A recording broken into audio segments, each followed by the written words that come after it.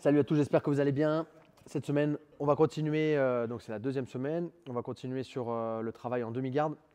On a vu un peu la base au niveau du positionnement et aujourd'hui, on va voir comment faire quand l'adversaire nous contrôle avec ses bras, comment reprendre un bon contrôle derrière et comment aussi travailler.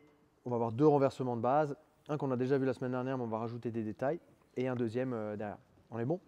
Je suis avec Evan ici, on est à Poitiers. Venez, c'est sympa. Donc on est là. En fait ici, comme on a vu, ce qui est important pour moi, c'est d'être de profil. Même si on verra un peu plus tard dans ce bloc-là, là, sur la demi-garde, que même si je suis sur le dos, c'est pas terminé. Je peux toujours travailler et embêter mon adversaire. Mais l'objectif, c'est quand même de rester de profil, coude fermé, main devant. J'ai capturé une jambe. Normalement, je peux venir avec mon genou en face, mais encore une fois, ce n'est pas une obligation, mais c'est mieux. J'ai une protection pour qu'il puisse passer ma garde, et après, j'ai mes mains qui va devoir passer. À partir de là, comme je vous ai déjà dit, il faut éviter que votre adversaire arrive à contrôler et votre tête et votre bras. Donc vas-y, contrôle, juste pour montrer. Super. Il va falloir éviter d'arriver dans cette position-là. Je reviens. C'est très difficile ou très rare que mon adversaire arrive à prendre les deux en même temps. Et en même temps, ça va être difficile pour moi d'être focus sur les deux en même temps. Donc ça peut arriver qu'il arrive à contrôler ou ma tête ou mon bras, mais c'est difficile qu'il arrive à prendre les deux en même temps. Donc moi, c'est plus facile pour moi si j'arrive à me focus que sur un des deux. Ok? Donc pour éviter qu'il arrive à me prendre, comme on l'a déjà vu, c'est avant-bras devant sa gorge et ma main qui va chercher au niveau du biceps. Donc tranquille, essaye de venir prendre le contrôle. Bon, voilà, très bien. Ça, c'est la base. Mais on va imaginer que j'ai fait une erreur ou qu'il a bien travaillé et il a réussi à prendre le contrôle au niveau de la tête. Super, juste la tête pour l'instant. Super. On est là. Donc j'ai toujours mon avant-bras au niveau de sa gorge. Il a réussi à prendre le contrôle au niveau de la tête. Moi d'ici, donc j'ai juste à me focus à ce qu'il n'arrive pas à ramener mon bras là et qu'il arrive à prendre le contrôle. Donc mon avant-bras est devant et je peux même venir ici, venir mettre mon coude à l'intérieur au niveau de son aisselle. Donc on est là, il a réussi à prendre le contrôle ici, mais il n'a pas réussi à contrôler complètement mon bras. Je peux venir ici ou je peux venir avec mon bras à l'intérieur. On va juste se tourner un peu pour que les gens puissent voir. Super. Donc on est là, il a arrivé à prendre ma tête, mais au niveau du bras, il est devant, il peut être là ou il peut être à l'intérieur. D'ici, qu'est-ce que je peux faire? Donc première chose, même s'il me contrôle la tête, mon bras, je peux venir ici facilement re-rentrer à l'intérieur en faisant l'essuie-glace ici. D'accord? Ici, re-rentrer directement, c'est difficile. Mon coude, il va rester bloqué. Par contre, si je viens là, fermer mon poing et venir le long de ses pecs pour venir ici, ça va être plus facile. Maintenant, imaginons qu'il arrive à me mettre quand même le dos au sol en ayant ce contrôle-là. Viens, on se tourne un petit peu. Ouais, on va retourner en fait dans l'autre sens. Super. Donc il a réussi quand même à venir mettre mon dos au sol et à contrôler ma tête ici. C'est pas bien grave. Qu'est-ce que je vais venir faire? J'ai juste besoin de le déséquilibrer pour qu'il ait envie de reposer sa main au sol. Pour ça, j'ai mes jambes et j'ai mon bras qui est à l'intérieur. Donc là, on va le faire, tu vas accepter le truc. Du coup, quand je vais te pousser, voilà, très bien. Il va venir poser ses mains. Donc là, il a accepté. Et même si jamais il accepte un petit peu moins, vous avez vu que dès le début, en fait, il y a beaucoup plus d'espace qui va se créer et qu'en fait, il ne va pas pouvoir mettre autant de pression sur ma gorge. En le levant juste un peu là, et si ça ne suffit pas, donc juste lever ici, je peux venir aussi avec mon autre main, venir le lever. Et en fait, ici, au moment où je vais le ramener, ma main va revenir sur son biceps. Et je vais pouvoir reprendre mon contrôle ou ma défense. Donc encore une fois, il a pris quand même le contrôle ici. J'ai réussi à rentrer mon bras à l'intérieur. De là, je peux venir mettre ma main en C au niveau de son aisselle et je vais venir avec mon bras et mes jambes ramener et le pousser pour le déséquilibrer. Soit il va poser sa main, soit il ne va pas poser sa main, mais quoi qu'il arrive, je vais gagner de l'espace pour pouvoir revenir avec ma main sur le biceps.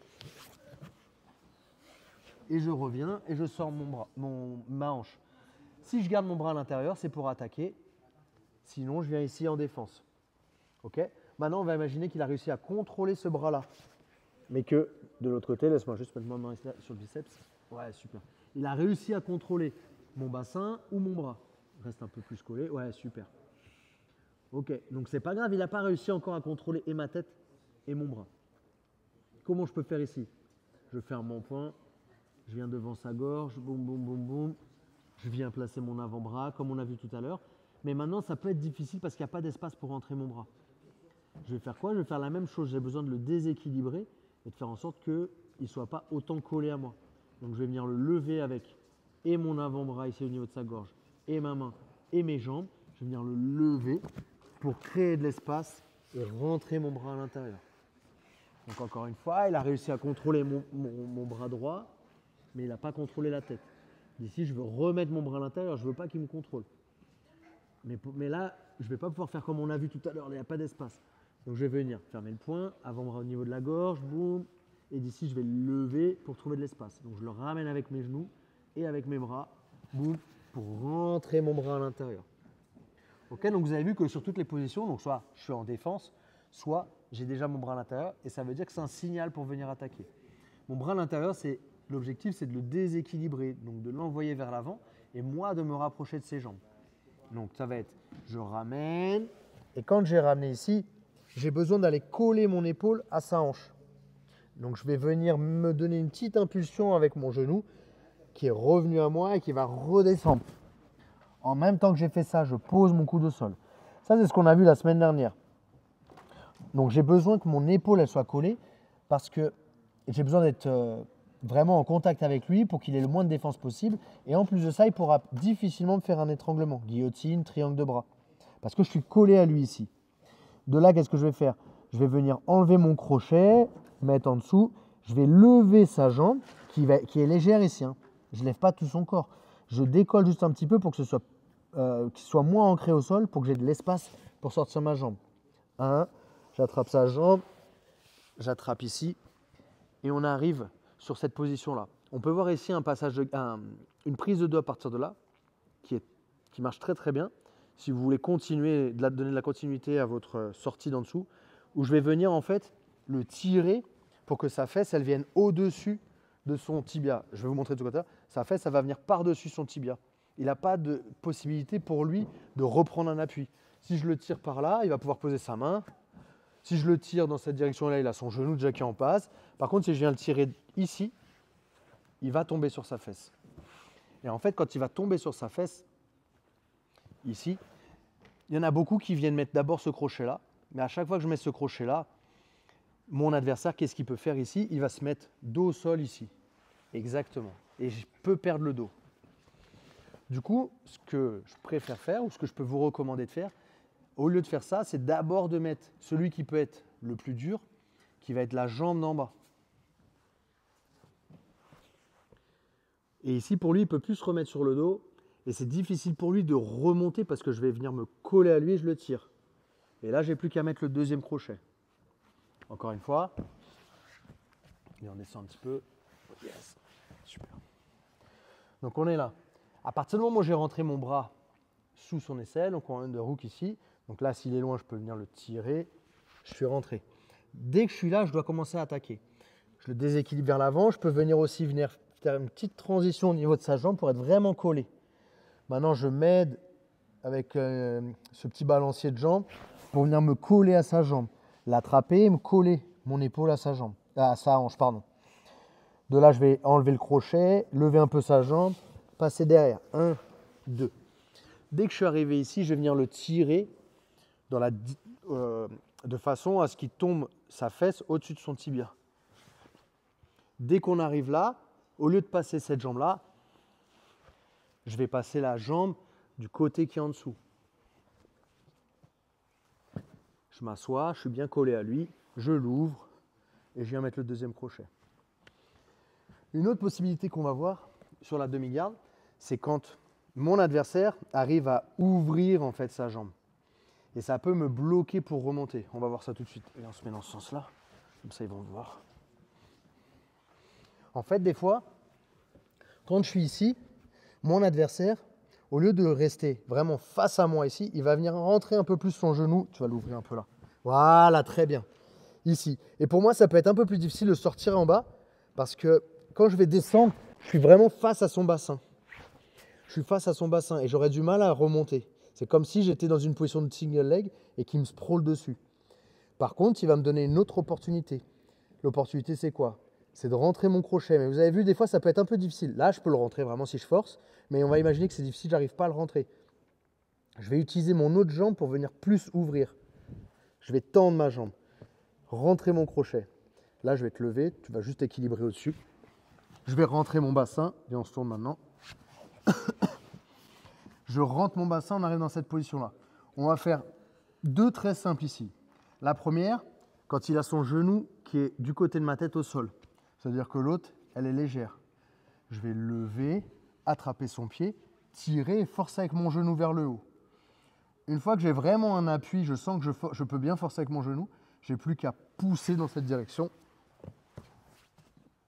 et remonter. Encore une fois.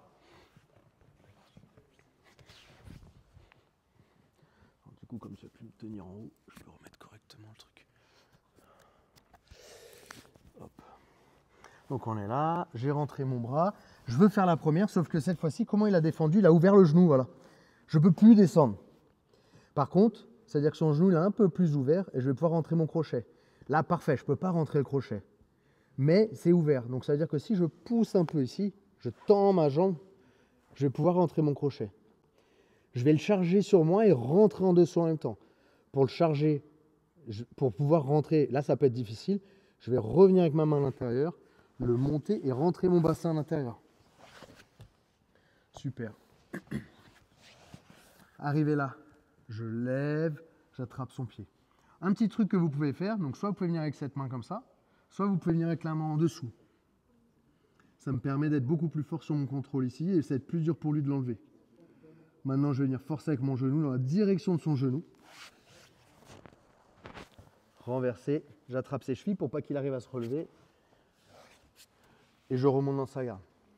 L'autre possibilité, c'est quand son poids il est réparti de l'autre côté, complètement. Donc on recommence. On est là, j'essaie de descendre. Il a bien ouvert le genou. Qu'est-ce que je vais faire? Je rentre. Ah putain, j'arrive pas à rentrer. C'est pas grave, je tends et je rentre mon crochet. Je rentre en dessous. Sauf que cette fois-ci, c'est plus ce genou-là qui est au sol, c'est celui-là. Ok, super.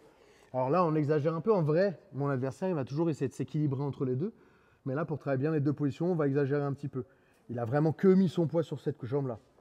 Pas de souci. Je vais venir mettre mon deuxième crochet à l'intérieur, le lever. Et cette fois-ci, reste bien au-dessus de moi. Ouais.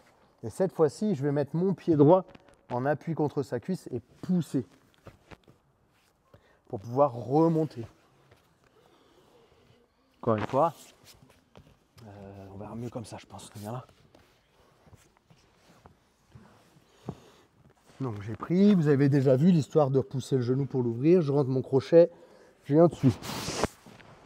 Super, on est là. Donc là, cette fois-ci, là, cette jambe là qui est au sol. Pour être sûr qu'il n'arrive pas à passer par-dessus, juste en appuyant sur mon genou et passer par-dessus ma jambe, je vais venir rentrer mon crochet à l'intérieur. Je vais le ramener, le pousser, arriver dans cette position-là. Je prends appui au sol, mon pied qui était en crochet va venir en appui dessus. Ça me permet de vraiment mieux contrôler, d'avoir une meilleure poussée sur sa jambe. Maintenant, main au sol, relevé en basse classique. Je peux venir attraper la jambe ou juste me remettre debout et pousser au niveau de son épaule. Et on arrive ici, dans la garde. Merci. Donc là, c'est la deuxième semaine sur la demi-garde.